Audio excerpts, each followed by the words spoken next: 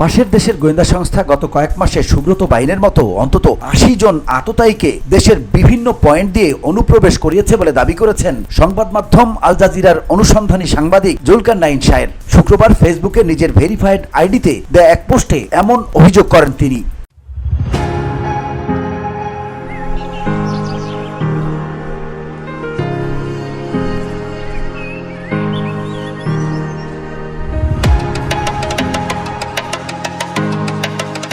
পোস্টে জুলকারনাইন লেখেন, আন্ডারওয়ার্ল্ড কুষ্টিয়া মেহেরপুর অঞ্চলের চরমপন্থী গ্রুপ এক হয়ে নির্বাচনকে সামনে রেখে বিভিন্ন প্রার্থী ও কেন্দ্রীয় নেতা, এলাকার জনপ্রিয় নেতাদের টার্গেট করে হত্যা ও সহিংসতার ঘটনা ঘটানোর পরিকল্পনা চূড়ান্ত করেছে। পশ্চিমবঙ্গ পুলিশের একজন ঊর্ধ্বতন কর্মকর্তা, যিনি সুব্রত বায়েনের হ্যান্ডলার ছিলেন, জামিনে থাকা পিচ্চি হেলাল ও চরমপন্থী গ্রুপ গণমুক্তি ফৌজের প্রধান মুকুল সম্প্রতি টেলিফোনে কনফারেন্সের মাধ্যমে এসব বিষয়ে নিজেদের মধ্যে আলোচনা করেছে।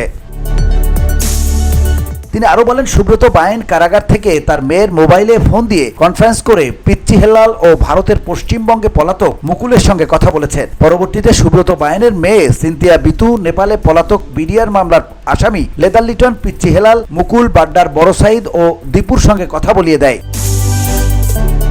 নির্বাচন বানচাল এবং দেশকে চরম অস্থিতিশীল করতে বিশেষ গোষ্ঠী সর্বোচ্চ চেষ্টা করে যাবে। একতাবদ্ধ থেকে এদের মোকাবেলা করাই একমাত্র উপায়। VOD Bangla news desk.